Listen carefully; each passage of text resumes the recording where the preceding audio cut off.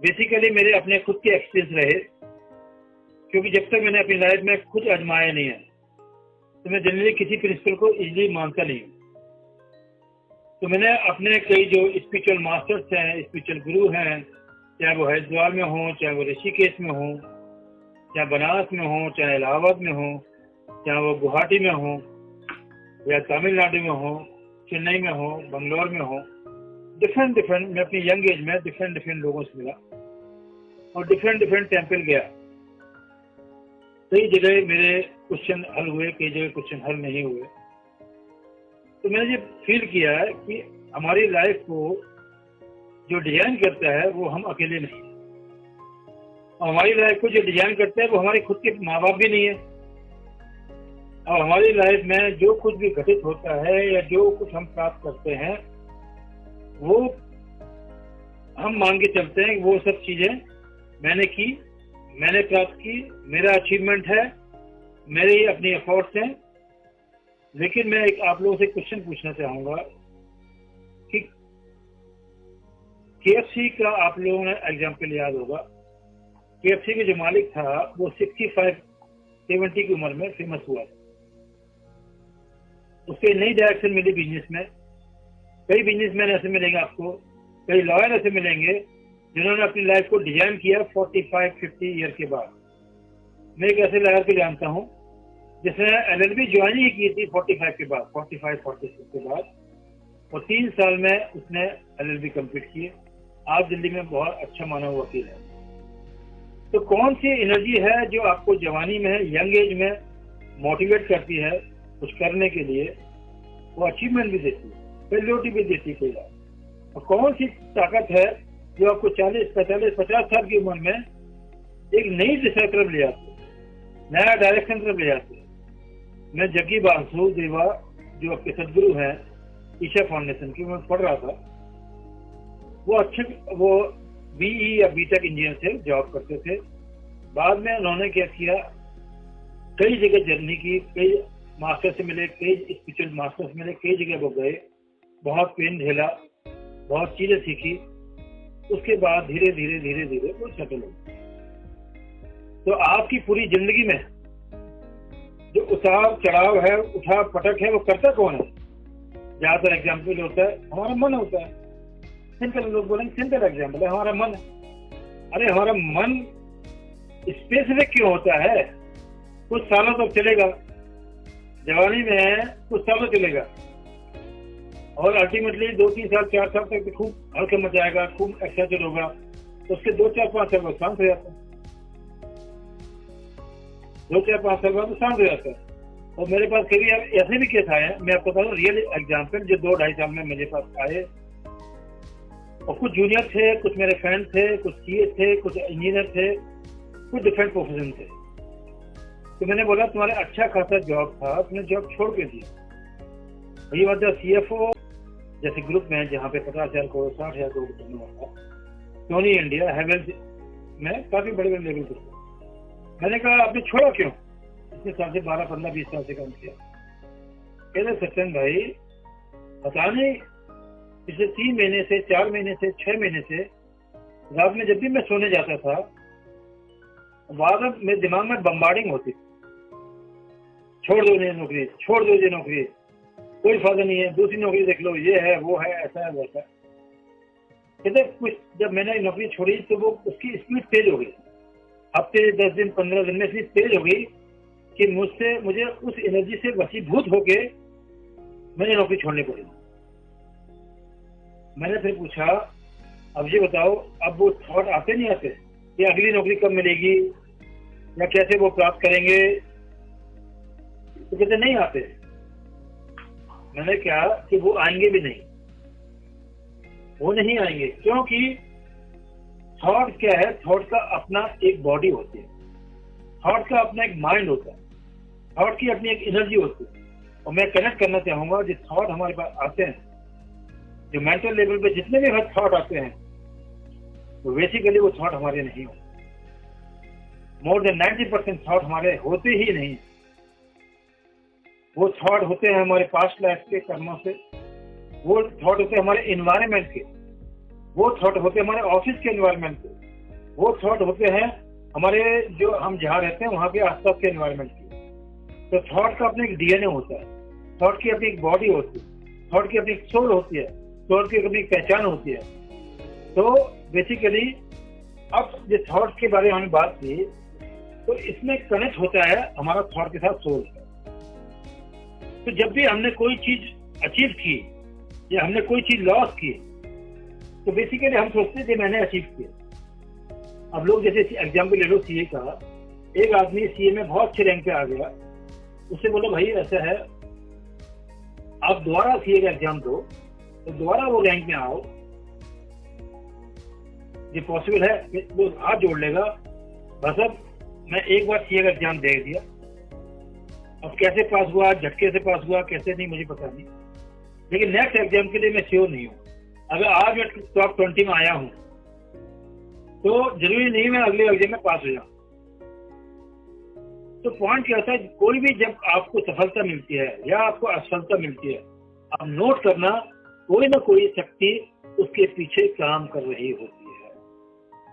हम इसको शायद नहीं मान पाएंगे अपनी चेतना के लेवल पे, लेकिन मैंने फील किया है जो बच्चे कमजोर थे पढ़ाई में, अचानक वो जब ग्रो हुए, तो एक तो उनकी स्टाफ की पोजीशन उनको सपोर्ट किया, लेकिन मैंने देखा है उनके माँ बाप ने जो उन मंदिर मस्जिद गुरुद्वारे में जाके जो प्रार्थना की, अर्चना की, बोलाबदी की, भंडारा किया, वो एनर्जी भी उसके अचीवमेंट के लिए काम करती है।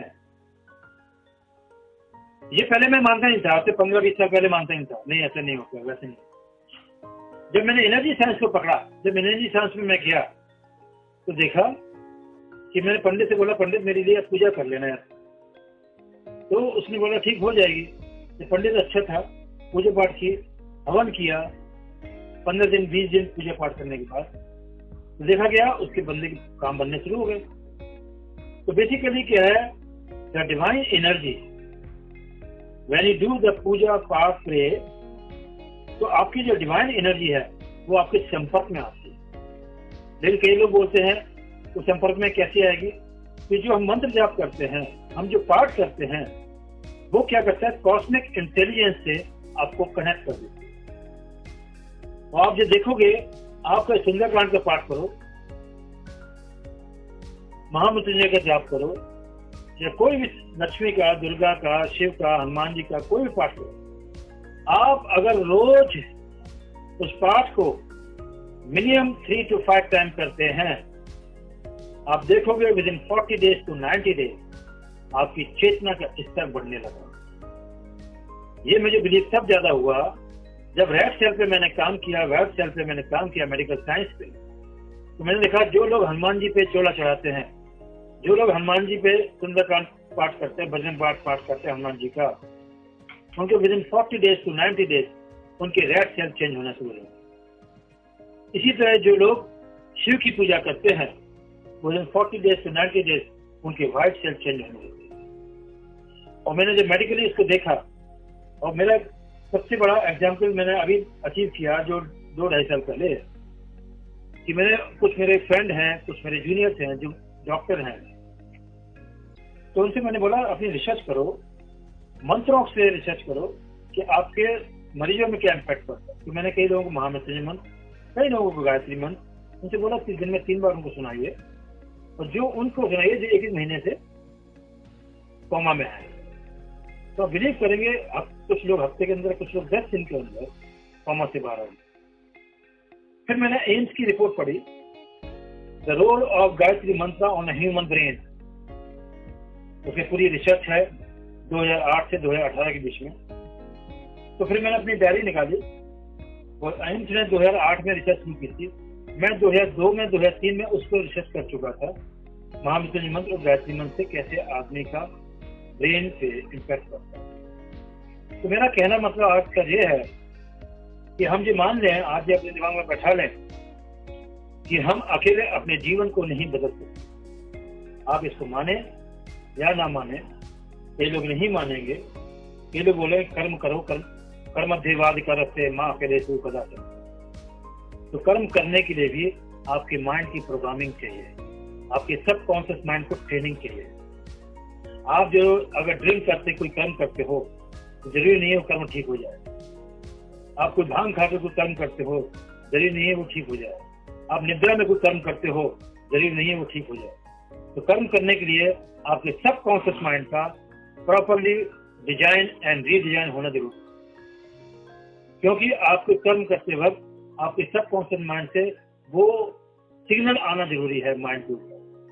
इसलिए आपने बोला होगा ECG और EEG जो डॉक्टर चेक करता है वो केवल इलेक्ट्रोमैग्नेटिक फील्ड आपके हार्ट की और ब्रेन की चेक करता है। हार्ट की और ब्रेन की इलेक्ट्रोमैग्नेटिक फील्ड चेक करता है, क्योंकि अल्टीमेटली जो मेरे हार्ट के अंदर, मेरे ब्रेन के अंदर जो एनर्जीज है वो हमारे पास पूरा न्यूरो पाथवे जो बॉडी के अंदर है, माइंड के अंदर है, वो वहां से कंट्रोल होता है। और जो मेरे माइंड से जो कंट्रोल होता है वो हमारा न्यूरॉन्स के बेस पे, और न्यूरॉन्स के बेस पे होता है। तो न्यूरॉन्स के बेसिस से हमारे बॉडी के सिग्नल भी एक्टिवेट होते हैं। आप देखना, कई लोग क्या करते हैं, जब किसी की तबीयत कोई खराब होती है, कोई प्रॉब्लम होती है, हम क्या करते हैं, हम उसको क्या करते हैं, फिर नॉर्मल मेडिसिन देते हैं। फिर हम क्या करते हैं, नहीं ठीक होता है तो डॉक्टर को टेस्ट कराते हैं, नहीं कराता है, नहीं ठीक होता है तो डॉक्टर MRI वाला कौन कौन से टेस्ट कराता है। तो डॉक्टर बॉडी को समझ सकता है एक लेवल तक, लेकिन बॉडी के अंदर जाना है, डीपर लेवल जाना है, तो बॉडी डॉक्टर आपका स्कैन कराता है, MRI कराता है, रिपोर्ट कराता है, उसके बाद मेडिसिन देता है। तो एज ए ह्यूमन बीइंग आपको भी ये चेक करना जरूरी है कि मेरा चार जो बॉडी है, मेरी physical body, mental body, emotional body, spiritual body, मेरी सक्सेस में जो ब्लॉकेज है वो किधर आ रहा है। अगर फिजिकल लेवल पे आ रहा है तो फिजिकल लेवल को ठीक किया जाए। जैसे एग्जाम्पल, आपको बहुत अच्छा टेंडर मिला, बहुत अच्छा ऑर्डर मिला, या आपको बहुत अच्छा जॉब मिला जिसमें 10 घंटे, 12 घंटे, 15 घंटे की मेहनत है, लेकिन आपका बॉडी तैयार नहीं है, आपको कोई शुगर की प्रॉब्लम है, बीपी प्रॉब्लम है, माइग्रेशन प्रॉब्लम है, तो आप 12, 14, 15, 16 घंटे कैसे काम करेंगे। तो पहली जो फाउंडेशन है बॉडी का फिजिकल लेवल पे, वहीं से आप कवर नहीं कर पाएंगे। तो अल्टीमेटली 100 में से आपको खुद 30-40% मिलेंगे तो फेल हो गए ना बॉडी लेवल पे। तो बॉडी लेवल पे आपको पहले कर्म करना पड़ेगा। कर्म मतलब आपको योगा, मेडिटेशन, ध्यान, अर्चना भी करना पड़ेगा फिजिकल लेवल। फिर मेंटल लेवल पे आप अपने मेंटल लेवल को अगर चेक करना चाहते हैं तो डायरी और पेन को लीजिए, लगभग 15-20 दिन जो आपके थॉट चल रहे हैं, सुबह से लेकर रात तक जो भी थॉट में चल रहे हैं, आप कोशिश करें उसको लिख लें, कोशिश करें उसको रिकॉर्ड कर लें। रिकॉर्ड कर रहे हैं तो रात में सोने से पहले लिख लें, क्योंकि आप ताज्जुब होंगे कि 2 से 3 हफ्ते जो आपने थॉट आपके दिमाग में आ रहे थे, और जो थॉट आप ताज्जुब हो गए, कुछ थॉट ऐसे हैं जो आपकी परफॉर्मेंस को डाउन कर देते, और उन थॉट को मार्क कर लीजिए 2 हफ्ते बाद, 3 हफ्ते बाद, और आप ताज्जुब होंगे कि वो जो थॉट आपके बॉडी में आ रहे थे, माइंड में आ रहे थे, उन्होंने आपकी परफॉर्मेंस डाउन कर दी। या दूसरी वे, जो पावरफुल थॉट आ रहे थे और उन्होंने आपकी परफॉर्मेंस को अप कर दिया। तो फिजिकल लेवल बता दिया, मेंटल लेवल बता दिया, इमोशनल लेवल पे कई बार क्या होता है, आप मुकेश की गाना सुनते हैं तो इमोशनल वीक हो रहे हैं, आप कुछ गजल इमोशनल सुन रहे हैं तो आप वीक हो रहे हैं। तो इमोशनल लेवल पे आपको क्या करना है, अपने जो हार्ट है, इमोशनल इंटेलिजेंस, हार्ट पे क्या करना है, आप सुबह सोते उठते ही आप थोड़ा सा 2 मिनट के लिए आप पे हिलाइए, ब्रीज इन ब्रीज आउट करिए, और माइंड को कमांड दे दो, I am very strong, very powerful, very strong, very powerful, very strong, very powerful. Mind नहीं मानेगा, मन बार बार भागेगा।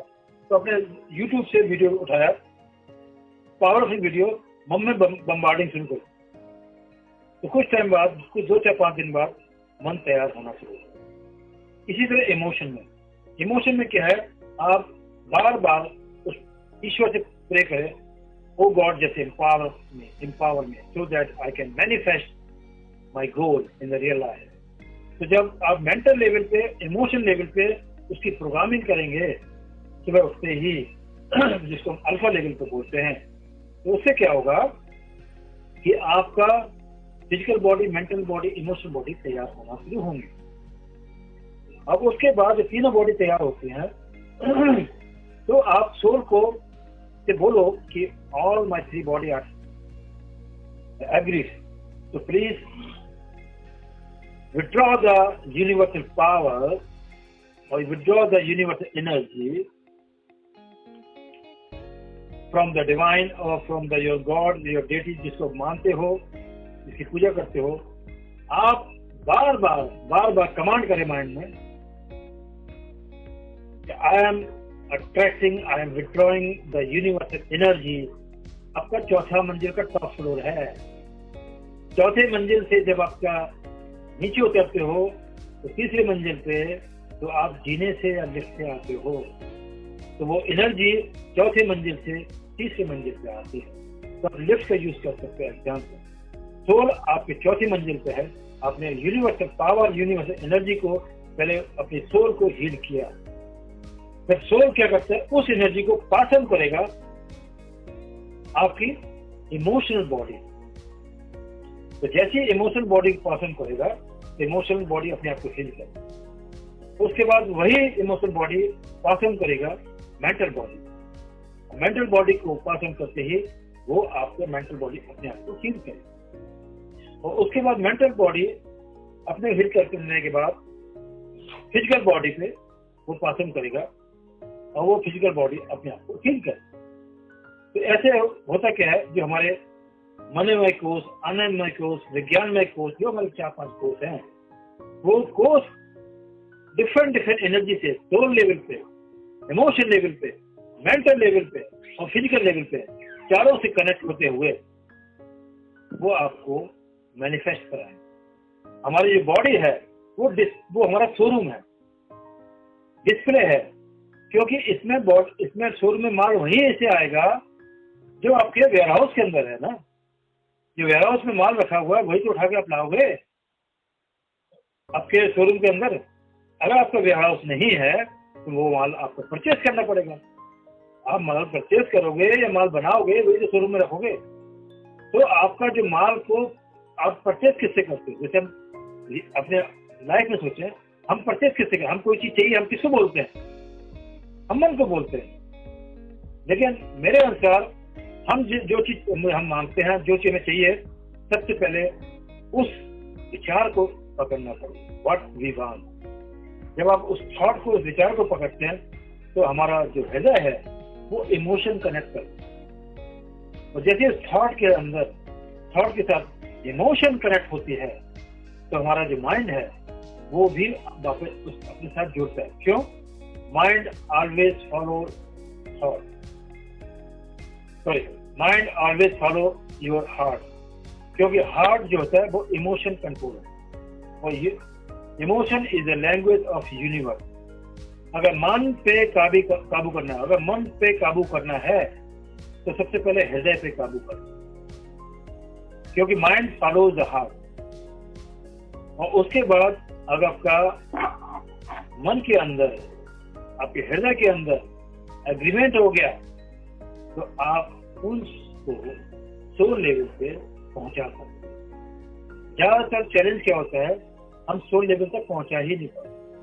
तो जैसे आपने सोल लेवल पहुंचाया और फिर आपने क्या किया, अपनी उस डिजायर को पूरा करने के लिए जो सुपर कॉन्शियसनेस है उससे प्रे करें। पहला प्रे होगी आपकी सोल लेवल पे, सेकंड प्रे होगी आपका सुपर कॉन्शियस लेवल। तो क्या होता है, सुपर कॉन्शियस लेवल पे प्रे होता है तो जो उस प्रे को जो उठाने वाली ताकत है, जो आपका गोल है, जो आपका डिजायर है, जो सोल लेवल से जो उठाएगी, कौन उठाएगा? या तो मंत्र साधना है। जैसे आपने बोला ओम त्र्यंबकम यजामहे सुगंधिम पुष्टिवर्धनम उर्वारुक्मिव बंधनान मृत्युर्मुक्षीय मामृतात्। तो जो मंत्र पढ़ते हैं, तो जो आपकी डिजायर है, जिससे आपकी बॉडी, माइंड और आपका इमोशन तीनों है, जैसे मंत्र पढ़ते हो तो मंत्र सोल को पुश करते हुए उस ब्रह्मांड में जाता है। देखिए, क्योंकि जो मंत्र है वो आपकी डिजायर के पीछे, आपके गोल के पीछे, गोल को पुश करता है आगे के लिए। इसलिए बोलते हैं कभी भी कोई जाप करो तो 108 की माला जरूर करना चाहिए एक बार अगर पॉसिबल है। अगर 3 बार करते हो, 5 बार करते हो, 11 बार करते हो, 21 बार करते हो, आप देखेंगे विद इन 45 to 90 days आपके बॉडी के केमिकल कंपोजिशन चेंज हो जाएगा। आप अगर इसको आजमाना चाहते हैं, आप लिपिड प्रोफाइल चेक करिए, अपना लिपिड प्रोफाइल करिए और 3 महीने बाद दोबारा लिपिड प्रोफाइल आप चेक करवाना, आपको उसमें करेक्शन दिखाई देगा कि वो जो ब्लड केमिस्ट्री है वो चेंज हो जाएगी। कि वो जो महामृत्युंजय मंत्र है, चाहे वो गायत्री मंत्र है, या तो मंत्र साधना से आप करें, या तो क्या मंत्र के साथ प्रे करें, या आप हीलिंग करें या हीलिंग करवाएं, तो वो हीलिंग भी आपको क्या करेगी, वो आपकी जो गोल है, जो डिजायर है, उसको खुश करेगी। मैं प्रेफर क्या करता हूँ, हीलिंग के साथ साथ मंत्र साधना, हीलिंग के साथ साथ अनुष्ठान में, क्योंकि जो मंत्र है और जो हीलिंग पावर है, वो दोनों उस गोल को पुश करती है मैनिफेस्ट करने के लिए। और उसके बाद धीरे धीरे धीरे धीरे वो आपका सोल से होते हुए सुपर कॉन्शियस लेवल तक पहुंच जाता है। अब यहाँ पे कैच ये है कि आपके जो कर्मास, अगर आपको ये पता चल जाए कौन सी चीज मेरी कमजोर है, और आप फिजिकल लेवल पे तैयार कर लें अपने आप को, मेंटल लेवल पे काम कर लें, इमोशनल लेवल पे काम कर लें, और उस डिवाइन से बोलो, I know this is my problem, please give your grace. आप बिलीव करोगे, जब आप पूजा पाठ करेंगे और जब ध्यान करेंगे, साधना करेंगे, वो खास तौर से 2 बजे से लेकर 5 बजे के बीच में जब आप प्रे करते हैं, तो मैंने देखा अपनी लाइफ में 20-22 साल के अंदर कि कई लोगों को वो रिजल्ट मिले हैं जो जीवन में उन्होंने कभी सोचे ही नहीं थे।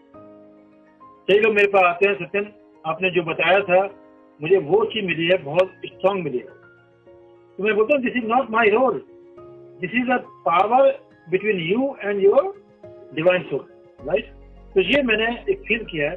तो मैं आपसे बोलूंगा, आप physical level, mental level, emotional level और स्पिरिचुअल लेवल पे या सोल लेवल पे अपने गोल को, अपने डिजायर को अलाइन कर लें, and then push toward the universe with the support of the mantra and with the support of the healing.